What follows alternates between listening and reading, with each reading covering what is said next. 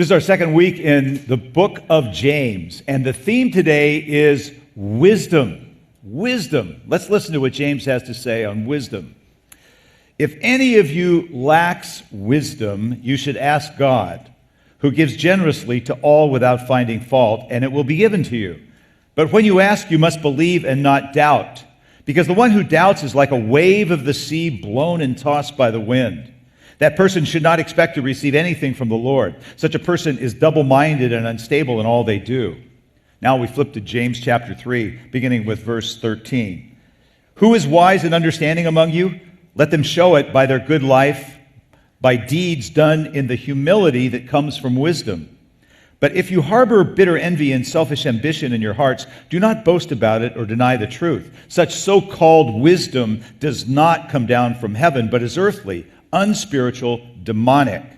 For where you have envy and selfish ambition, you find disorder and every evil practice. But the wisdom that comes from heaven is first of all pure, then peace-loving, considerate, submissive, full of mercy and good fruit, impartial and sincere. Peacemakers who sow in peace reap a harvest of righteousness. Here ends the reading. You've had 6 rounds of chemotherapy, and still the scan shows the tumors haven't shrunk.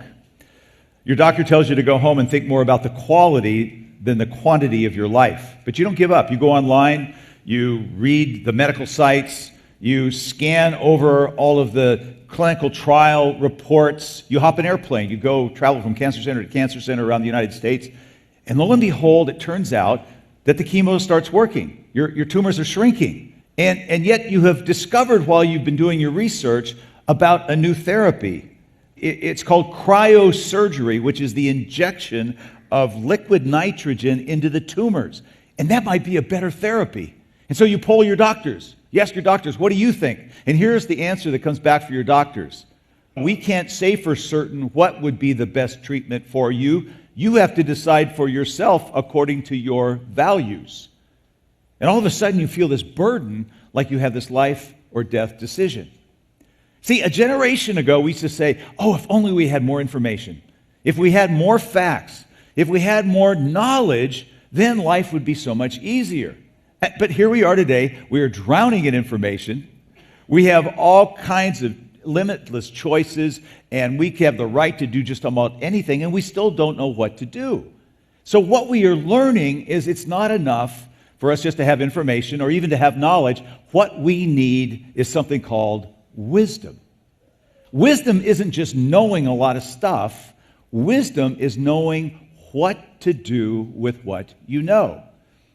And our quest for medical wisdom is just a thin slice of the greater quest for life wisdom. Why am I here? I got this life. Now what do I do with it? For what purpose do I even get up in the morning? What is wisdom? Now, today's conventional wisdom says, well, it's anything you want it to. If you want to find what's good or right or true, well, just look inside yourself and see what you can think up from inside of yourself. That is the conventional wisdom among the best and brightest in our society today. I was reading the other day a speech that the president of Yale gave the incoming freshmen a few years ago. Here's what he said. We cannot supply you with a philosophy of education any more than we can supply you with a philosophy of life. This has got to come from you, from your own active learning, your own choices, your own decisions. Think for yourself. Now, when it comes to history, if you say Columbus discovered America in 1805, then we will impose our beliefs on you because we believe there's knowledge about that. When it comes to physics, if you say E equals mc cubed, we will impose our beliefs on you because we believe there's knowledge about that. But when it comes to values, wisdom, goodness, what is right, good luck, think for yourself. In other words, we have not a clue why we have you here at this university. Wisdom, what is that? Meanwhile, just look at our world. There was a study that was done that was called When America Told the Truth. It says 91% of us lie routinely. It said 75% of us lie routinely to our best friend. 31% of those of us who are married acknowledge having an affair that lasted more than a year. Look at the news, and here we have celebrity news anchors stepping down after having concocted phony stories of heroism. We have corruption in business and corruption in our government, and internationally we've got oppression and injustices and we've got wars. And what is the best we can come up with? Think for yourself. Job said it all. He says, where can wisdom be found? Where is the place of understanding? And I'll tell you where it is. The answer, you know what it is. It's God. God is the source of all wisdom. God holds this whole universe in his hand like a toy. You ever run across those little amazing factoids about how vast the universe is? I came across one of those the other day. I'm reading this book by this quirky scientist. It will bring more brightness against your retina if there were a supernova where our sun is right now, or if a nuclear bomb were to go off right next to your face. So the question is, okay, which would bring more brightness against your retina, if there was a supernova where our sun is right now, or if there was a nuclear bomb that went boom right next to your face? Believe it or not, the answer is, if there were a supernova that was where our sun is right now, it would be brighter 9 times over than if a nuclear bomb went off next to your face. Now, according to NASA, our universe creates 1 billion supernovas every year. Fortunately, a long ways away from us. Otherwise, we wouldn't be here. Then again, if a nuclear bomb went off by your face, you wouldn't be here either. Anyway, this is a very quirky scientist. But the point is that the God who made supernovas and the stuff that goes into hydrogen bombs is a very big God. His wisdom is infinite. It is much bigger and deeper than what can I come up with for my little agenda in life. This morning, you can have wisdom. Now, when they talk about a wise man, what do you usually think of? You think of somebody who's got gray around their temples, weathered sort of skin, decades of experience. Here I am, right here. But you don't have to be old to have them. Be as green as grass and wet behind the ears this morning, and you can walk out of here with wisdom working for you. In fact, you could be stupid. You could have wrecked your life. You could look at your life right now and say, what was I thinking? Look what I've done to myself.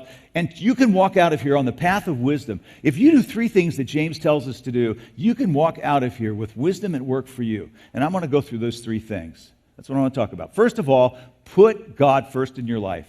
Give God the place he deserves in your life. Look at verse 3 of James chapter 1. If any of you lacks wisdom, let him ask God, who gives generously to all without finding fault. Isn't that great? God never says that's a stupid question. God gives generously to all without finding fault. God will never say, what have you got for brains? How many times do I have to tell you this? God is one of those fathers who loves to share his life wisdom with his children. I've always admired dads who become scout masters or little league coaches or soccer coaches. And God, James is saying, is that kind of a dad who loves to give those life lessons to his children. I don't know about you dads, but I bet you all you dads just love it when one of your children comes to you and says, Daddy, will you help me fix this puzzle? Daddy, would you teach me how to throw a curveball? Daddy, do you really think I ought to be dating that boy?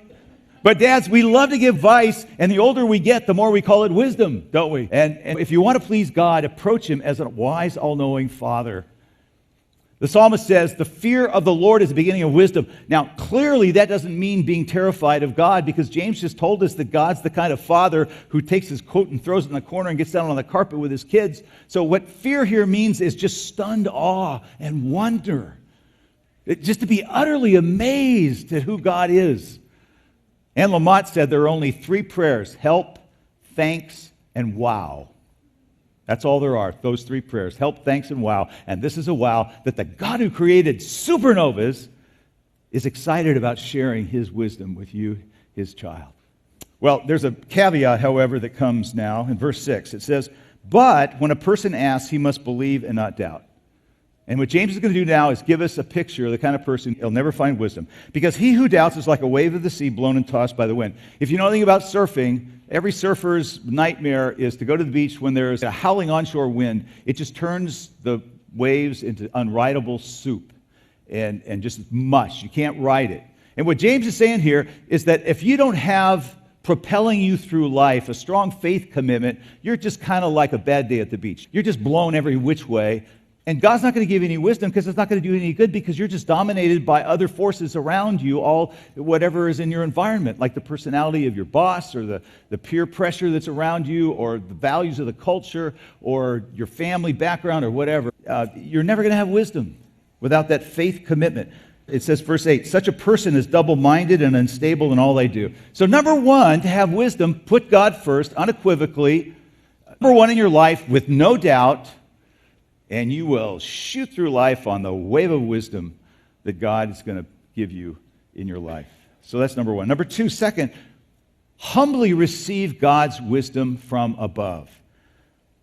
Verse 13, who is wise and understanding among you? Let them show it by their good life, by deeds done in the humility that comes from wisdom. Now, why is it humility? I'll tell you why. Because wisdom in the Bible is always a gift that comes down from above. You receive it from above. It goes from God to humans, from teacher to student, from parent to child, from Jesus to disciple, from Paul to Timothy, from mentor to protege. You humbly receive the gift of wisdom. Now, here is the problem. If you receive God's wisdom from above, you're going to look like a fool as you live your life here in the world. Because what God gives us is a kind of crazy upside-down wisdom that doesn't make any sense here on this earth. And the problem, of course, is not with God's wisdom. It's that something's just gone haywire here on this planet. One of the explaining it is Tony Campolo has this great way of explaining it. He says, he describes how when he was a boy growing up in Philadelphia, the night before Halloween, not Halloween, but the night before Halloween was what they called Mischief Night. And it was a night when kids would wreak havoc on the adult world.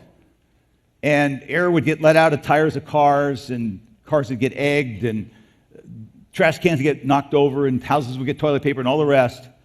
And he talks about how one night on Mischief Night, he and a buddy of his were thinking about what they were going to do for their prank. And here's what they came up with. They wanted to break into the local five and dime store, didn't want to break anything or steal anything. But here's what they thought up. They thought, wouldn't it be cool if we broke in to the five and dime store and we switched all the price tags?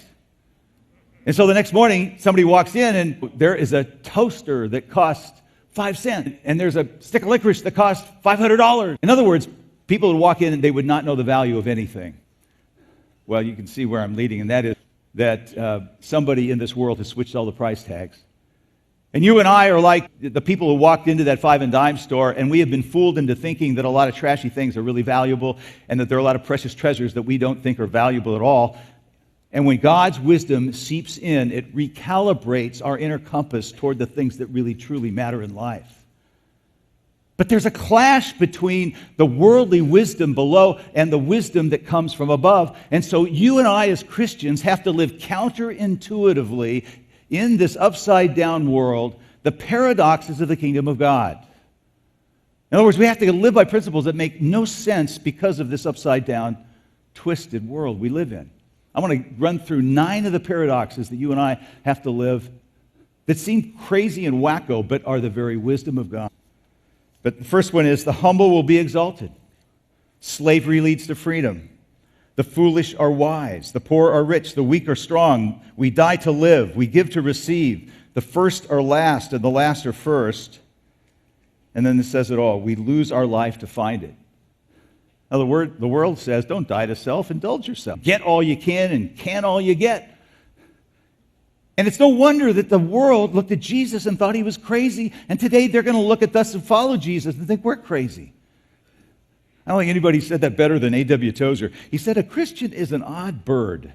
He feels supreme love for one he has never seen, talks familiarly every day to someone he cannot see, expects to go to heaven on the virtue of another, empties himself in order to be made full. He admits he is wrong so he can be declared right. He goes down in order to get up, is strongest when he is weakest, richest when he is poorest. He dies so he can live. He forsakes in order to have, gives away so that he can keep, sees the invisible, hears the inaudible, and knows stuff that's beyond knowing. I mean, we're really weird. But that craziness is the very wisdom of God. And so live humbly God's wisdom. Put God first, live humbly, that upside-down wisdom from God. And then the third thing is, just know that your actions have consequences. You and I do the dumbest things when we don't realize that life has consequences. I mean, we think we can eat Papa John's and Ben & Jerry's every night and still lose weight. All of you have probably seen the movie Groundhog Day, and that's the whole theme of the movie Groundhog Day. And soon Phil realizes that he is locked into a cycle of just 24-hour repetition of it always being Groundhog Day. And every morning he gets up and it's as if nothing has happened the day before. And suddenly it dawns on him, I have no consequences for anything that I do. Every day I get up and there are nothing consequences from the day before. Smack into some serious consequences. Why? Because God is God. And this world operates by God's wisdom. Someone has said reality is that which, when you no longer believe in it, does not go away. And so when you go against God's wisdom, you're going to face consequences. Okay, now what does that mean? Let me give you an example of consequences from ignoring God's wisdom. God's will for relationships is something the Old Testament calls hesed, which is covenant love. God is a covenant-making, covenant-keeping God. And a covenant is an unconditional commitment of self-giving love. It's saying to somebody, all I am is all for you no matter what. And in human relationships, the ultimate covenant is marriage. For better, for worse, for richer, for poorer, in sickness and in health, to love and to cherish as long as we both shall live. Now, in case you haven't noticed, that the wisdom of the world has been winning all over above God's way of understanding relationships. Today, instead of saying, all I am is all for you no matter what, we say to people is, I'll meet your needs as long as you meet my needs. I'll be there for you as long as it works for me. And consequently, what we're living today in is what you might call the age of the disposable relationship, where people we just say to people, you're not meeting my needs anymore, I'm out of here. And of course, sexually, the value today is autonomy, which is don't tie yourself down, just use protection and have fun. And this whole notion that, of course, the biblical idea that sex is to be reserved for a lifelong commitment between a man and a woman in marriage just seems like, oh, goodness, it's just so bizarre. It just makes no sense. It's unnecessary. But here's the thing. We have had a series of decades since the 1960s when that understanding of the disposable relationship became the conventional wisdom. And now we can look back over several decades of living by the worldly wisdom of, I'll meet your needs if you meet my needs, and the disposable relationship. And the question is, where has that gotten us? What have been the consequences of living that way as a society? Well, recently there was an article in the Wall Street Journal by someone by the name of Nicholas Eberstadt, in which he said, what we have now today are fewer and fewer marriages, more and more divorces, and fewer children. Do you know that 40% of children today are born outside of marriage in America? In the United States, 40% are born without parents married to one another. Only 59% of children live under the same roof with their biological parents who are married to each other. And given the trends that we're facing right now, it won't be long before a minority of children in America will be living with their biological parents married to one another under the same roof.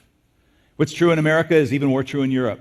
Fewer marriages in Europe, divorce rates well over 50% in Europe. And here's the statistic that just blew my mind. Did you know that 1 out of every 3 households in Europe is a person living all by themselves? And so what are the consequences looking back over the decades? First of all, of course, a lot of poor single mothers trying to make ends meet without any help. You've got the pain of children from having their parents break up. And perhaps most interesting of all, this article talked about, is there is a gotcha now that is emerging at the other end of the age spectrum where the baby boom generation, my generation, is now reaching their senior years, and you have old and frail elderly people struggling with dementia. And as they reach those years, many of them do not have children or are disconnected from their children, do not have families, and are living in social isolation. And at the same time, that sort of the kicker with all this is what they call the longevity revolution. They're living longer and longer. And as a result of this, what we have is a kind of a cosmic cruel irony that having ignored God's wisdom about the sanctity of the family, there's this whole now sad generation of older people who are getting into the point of their lives where they desperately need families, and they don't have families waiting for them. On the other hand, some of us can remember our grandparents who just lived these boring, old, faithful, family value lives with zero rock and roll, and they just seemed so boring, and they just lived day after day taking care of people and stuff like that. They got to their elderly years, and they had these rich networks of friends and family to tenderly care for them and love them and celebrate them in their latter years. It's sort of Wisdom 101. Actions have consequences. Now, the flip side also works, and that is that positive actions have positive consequences. And one of the positive consequences of living by God's way is someday, way out in the future for you, when the time comes, you can face death with confidence. See, the world's wisdom has no answer for death. They just keep showing these TV specials on 97-year-olds running marathons and all that kind of stuff, Whoa, they don't want to think about death. He said, remember you are dust, and to dust you shall return. Wow. We can handle that stuff. Recently, we had 2 heartbreaking memorial services over in our sanctuary of 2 magnificent men. Some of you know Bob Hoffman, one of our choir members and wife, magnificent singer. I can hear him every time I watch him in our sanctuary. And Dr. Steve Hayner. If you had been sitting in an adjacent room during each of those memorial services, you would have turned to the person next to you and say, why are they laughing? What's so funny? I thought it was a funeral. What are those people laughing about? You see, we die well, we Christians. It's part of that crazy upside-down wisdom of God that's able to surprise us, even in the saddest moments. I've mentioned before the fact that I have a 28-year-old nephew who was killed in a freak fall at a friend's home in 2010. His name is Brandon. Brandon lingered in the hospital for a week, and it was just agonizing waiting, and we realized that he was not going to come out of it. And one of the things that gave us some comfort was that we found that he had checked the little box on his driver's license that said organ donation. And so before we let Brandon go, each of his eyes were taken to give sight to 2 different blind people. His heart was taken for research. His liver saved somebody's life. His kidney saved another person's life. His other kidney saved somebody else's life. And my brother Orrin and his wife Laura, over these 4.5 years since Brandon passed away, have not been able emotionally to handle hearing from the recipients of those organs until just last month. They finally said, okay, we can handle this now. We're ready. If any of those recipients of the organs want to say something or reach out, we'll take it. Just the other day, I got this email from my brother. He said, we just received the most amazing letter in the mail from Brandon's kidney recipient. She's a very strong Christian and wrote us about her faith and how Brandon saved her life. She stated that she had been waiting these 4.5 years for us to respond and wanted to thank us the day she got out of surgery. She's been married for 37 years and has 3 grown children, 2 of them in the ministry. When we got the letter, Laura and I just cried for the longest time, tears of joy, also sadness. Of course, missing Brandon, but knowing the impact he's had on so many people's lives. What a joy was hearing from her and hearing her testimony. She's a fantastic person. She's got part of my big blonde surfer nephew inside of her. And here's what she wrote. I asked about you all from the moment I awakened from surgery, but was told no contact would be granted, and I respected that. But I petitioned the Lord Jesus that I wanted to express my gratitude to your family one day. The Lord honored this desire with your letter. I can't tell you how much joy this has brought to our family. This tragedy that we never would have chosen in a million years, that Orrin and Laura never would have chosen in a million years, is now just bringing amazing joy to them, that they're now connected with this amazing family that includes people of all walks of life and obviously of all races. It's that crazy upside-down wisdom of God that always does these amazing things. And so remember, put God first in your life, receive humbly that crazy upside-down wisdom, and walk by it. And always remember that your actions, good or bad, always carry consequences.